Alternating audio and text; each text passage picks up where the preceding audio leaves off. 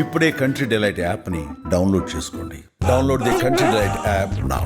తమిళనాడు రాష్ట్రంలోని తిరువళ్ళూరు జిల్లాలో పిఆర్ పల్లి అనే గ్రామంలో యోగిత్ అనే ఒక 4 ఏళ్ల బాబు టాబ్లెట్ గొంతులో ఇరుక్కుపోయి చనిపోయాడు. దీనికి సంబంధించి మరింత సమాచారం డాక్టర్ ఆశీష్ రెడ్డి గారిని అడిగి తెలుసుకుందాం. ఎందుకంటే అసలు పిల్లలకి ఏ వయసు నుంచి టాబ్లెట్స్ ఇవ్వచ్చు, టాబ్లెట్ ఫామ్లో ఇవ్వాలంటే వాళ్ళు ఎలా తీసుకోవాలి, సిరప్స్ ఇవ్వకుండా 4 ఏళ్ల బాబుకి ఎందుకు టాబ్లెట్ ఇచ్చారు అక్కడ డాక్టర్స్, ఇవన్నీ కూడా ఆయన అడిగి తెలుసుకుందాం. డాక్టర్ గారు నమస్తే అండి. నమస్కారం అండి. డాక్టర్ గారు, అసలు జనరల్గా ఇప్పుడు మనం ఈ కేసులో పర్టికులర్గా పేరెంట్స్ బాబుకు బాగలేదని, ఫీవర్ వచ్చిందని హాస్పిటల్కి తీసుకువెళ్ళడం, ఆ తర్వాత అక్కడ ఉన్నటువంటి డాక్టర్స్ మెడిసిన్ రాయటం, ఆ ట్యాబ్లెట్ బాబుకి వాళ్ళు వేయడం, ఆ తర్వాత అది ఆ గొంతులో ఇరుక్కుపోయి ఊపిరాడక బాబు చనిపోయాడు. జనరల్గా మనం చూస్తుంటాం డాక్టర్ గారు, అసలు చిన్న పిల్లలకి సిరప్ ఫామ్లోనే ఇస్తుంటారు మెడిసిన్ అనేది. కానీ ఎందుకు ట్యాబ్లెట్ ఫామ్లో ఇచ్చారు? ఆ ట్యాబ్లెట్ ఫామ్లో ఇచ్చినప్పుడు వాటర్లో డిజాల్వ్ చేయాలి కదా, అది అలా కాకుండా డైరెక్ట్గా ఎలా వేశారు? అసలు ఇలాంటి సందర్భాల్లో అసలు ఇవ్వచ్చా లేదా ఫస్ట్ చెప్పండి, తర్వాత ఇలాంటి సందర్భాల్లో ఎలాంటి జాగ్రత్తలు తీసుకోవాలో కూడా చెప్పండి. సో మోస్ట్ ఇంపార్టెంట్ అండి, ఎందుకంటే యంగ్స్టర్స్ లో మనం ఎప్పుడన్నా ప్రిస్క్రిప్షన్ రాసినప్పుడు ఖచ్చితంగా గుర్తుపెట్టుకోవాల్సిన ఇష్యూస్ ఏంటంటే, టాబ్లెట్ ఫామ్ లో జనరలీ మనం ఇవ్వం. ఏ పేషెంట్ కైనా కానీ ఏ ఏజ్ అంటే అట్లీస్ట్ 10 years క్రాస్ అయ్యే వారికి, వాళ్ళ ఓన్ గా వాళ్ళ టాబ్లెట్ తీసుకునే ఏజ్ వచ్చే వారికి, లేకపోతే వెయిట్ పరంగా ఒక 40+ వెయిట్ పెరిగే వారికి కూడా మనం టాబ్లెట్ ఫామ్ లో మనం ఎటువంటి టాబ్లెట్ ఫామ్ ఇవ్వం. ఒకవేళ అక్కడ అవైలబిలిటీ ఇష్యూ వచ్చింది, లేకపోతే అవైలబుల్ లేదు, ఆ మెడికేషన్స్ అవైలబుల్ లేదు అంటే కంప్లీట్ గా క్రష్ చేసి వాటర్ లో కలిపి డిజాల్వ్ చేసి వాళ్ళ వెయిట్ కి పరంగా, ఎందుకంటే జానవరకు డోసెసెస్, అడల్ట్ డోసెసెస్ ఉంటాయి. ఎప్పుడైనా మనం పీడియాట్రిక్ డోసెస్ ఇచ్చినప్పుడు, అంటే బేబీస్ లో ఇచ్చినప్పుడు ఏంటంటే దాని తగ్గట్టుగా మనం వెయిట్ ని రేషియో తీసుకొని దాని ప్రకారంగా డోసెస్ టైటర్ చేస్తాం. డోసెస్ వాళ్ళు దాని ప్రకారం మనం ఇస్తాం. కానీ ఇక్కడ ప్రాబ్లం ఏమైపోయింది అంటే, ఎప్పుడైనా మనకి క్వాలిఫైడ్ పీపుల్ ఇవ్వనప్పుడు ఎగ్జాక్ట్లీ ఈ టాబ్లెట్ అసలు దేనికి ఇస్తాము, ఎలా ఇస్తాము అనేది కరెక్ట్ గా వాళ్ళు ఐడియా ఉండదు. కాబట్టి ఇక్కడ ప్రాబ్లం ఈ బేబీకి అదే ప్రాబ్లం అయింది. ఆ టాబ్లెట్ వీళ్ళకి చాలా చిన్నగా ఉంటుంది. ఇప్పుడు జస్ట్ మనం తీసుకునేటప్పుడు ఇప్పుడు జస్ట్ ఈసోఫాగస్ సో అది చిన్న, ఇప్పుడు ఎపిగ్లాటిస్ పైన పోయి ఆ టాబ్లెట్ జనరల్లీ స్టిక్కీ అయిపోయి ఉంటుంది. పోయి అక్కడ స్టిక్ అయిపోవడం వల్ల అది విండ్ పైప్ ఓపెన్ కాకపోయి ఉండొచ్చు. So that might have cause this problem. So most important, ఎప్పుడైనా ఏ కిడ్స్ కైనా కానీ ఏ డాక్టర్ గారి ప్రిస్క్రిప్షన్ రాస్తే it should be only liquid form. అది కరెక్ట్ గా మన గైడ్ లైన్స్ కూడా ఉన్నాయి. అండ్ ఒకవేళ అవైలబిలిటీ లేకపోతే టాబ్లెట్ ఫామ్ లో ఏ మెడికేషన్ ఇచ్చినా కానీ కంప్లీట్ గా క్రష్డ్ గానే ఇవ్వాలి. లేకపోతే డైరెక్ట్ గా తీసుకుంటే ఇట్లాంటి ప్రమాదాలు డెఫినెట్లీ మనం చూస్తాం. జనరల్ గా ఇలా ఒకవేళ ఏదైనా ప్రమాదం అనుకోనిది సంభవించినప్పుడు ఎలాంటి జాగ్రత్తలు తీసుకోవాలి డాక్టర్ గారు?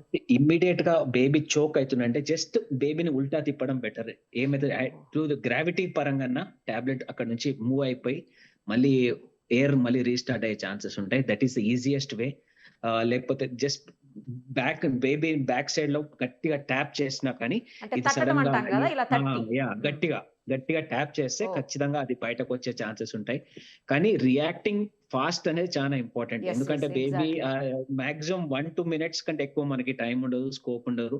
సో ఆల్వేస్ బెటర్ ఫస్ట్ బేబీని కంప్లీట్ గా ఉల్టా అన్నా చేయాలి, లేకపోతే ఇమ్మీడియట్ గా బ్యాక్ సైడ్ నుంచి ట్యాప్ చేస్తే అన్న డెఫినెట్లీ మనకి రీస్టార్ట్ అయ్యే ఛాన్సెస్ ఉంటాయి. అంటే కేవలం తెలియకపోవటం వల్లే జరిగి ఉండొచ్చు అండి, ఎందుకంటే విలేజ్ అంటున్నారు కాబట్టి అవగాహన. డెఫినెట్లీ అండి, డెఫినెట్లీ. అండ్ అదే అందరు గుర్తుపెట్టుకోవాల్సింది అయితే, ఖచ్చితంగా ఏదైనా టాబ్లెట్ తీసుకునేటప్పుడు ఖచ్చితంగా డాక్టర్ చెప్పిన జాగ్రత్తలు ఖచ్చితంగా ఫాలో చేస్తే డెఫినెట్లీ బాగుంటుంది. క్వాలిఫైడ్ డాక్టర్స్ దగ్గర పోతే ఇంకా బెటర్ గా ఉంటుంది. ఎస్, ఎగ్జాక్ట్లీ డాక్టర్ గారు. ఇప్పుడు వాటర్ లో డిజాల్వ్ చేయాలి అంటున్నారు టాబ్లెట్ రూపంలో ఉంటాయి, అలా కాకుండా కొన్ని క్యాప్సూల్ రూపంలో కూడా ఉంటాయి. అసలు అలాంటివి ఇస్తారా పిల్లలకి? అలాంటివి ఇచ్చినప్పుడు మరి ఆ క్యాప్సూల్ ఎలా డిజాల్వ్ చేస్తాం? సో జనరలీ 99.99% ఏ డాక్టర్స్ కూడా క్యాప్సూల్ ఫామ్ లో, లక్కీగా ఏంటంటే ఆల్ ది మేజర్ అంటే మనకి ఎమర్జెన్సీ డ్రగ్స్ కిందకి వచ్చే డ్రగ్స్ అన్ని, అంటే ఇప్పుడు పారాసెటమాల్ లాంటి డ్రగ్స్ కానీ అన్ని జనరలీ టాబ్లెట్ ఫామ్ లోనే ఉంటాయి, క్యాప్సూల్ ఫామ్ లో ఉండవు, ఎమర్జెన్సీ డ్రగ్స్ లాంటి. సో లక్కీగా మనకి ఆ టాబ్లెట్ ఫామ్ లో ఉంటది కాబట్టి పెద్దగా ఇష్యూస్ ఏమి ఉండవు. క్యాప్సూల్ గా ఉంటే మాత్రం డెఫినెట్లీ ఆ క్యాప్సూల్ తీసుకోకపోవడమే నయం. డెఫినెట్లీ వాళ్ళు లిక్విడ్ ఫామే బెటర్ గా ఉంటుంది. అంటే డాక్టర్ దగ్గరకు వెళ్లకుండా కొన్ని సందర్భాల్లో ఓవర్ ది కౌంటర్ అవి తీసుకుని వేసేస్తూ ఉంటారు పిల్లలకి, చిన్న చిన్న ముక్కలుగా కొట్టి ఇలా హాఫ్ చేసేసి అట్లా కూడా మనకి ఇదే ఎగ్జాంపుల్ గా తీసుకోవాలి. బేబీస్ లో చోక్ అయ్యే ఛాన్సెస్ ఉంటాయి, చచ్చిపోయే ప్రమాదం ఉంటుంది. కాబట్టి డెఫినెట్ గా ఓవర్ ది కౌంటర్ తీసుకోకండి. ఓవర్ ది కౌంటర్ లో మనకి అది ఎలా తీసుకోవాలో తెలియదు. చాలా వరకు బేబీస్ లో డోసేజెస్ అడల్ట్ డోసెస్ లాగా ఉండవు. వాళ్ళ వెయిట్ కి తగ్గట్టు క్యాలిక్యులేట్ చేసుకొని పీడియాట్రిషియన్ దాన్ని కరెక్ట్ గా క్యాలిక్యులేట్ చేసి ఇస్తారు. కాబట్టి ఎందుకంటే ఓవర్ డోసింగ్ కూడా చాలా మంచిది కాదు బేబీకి.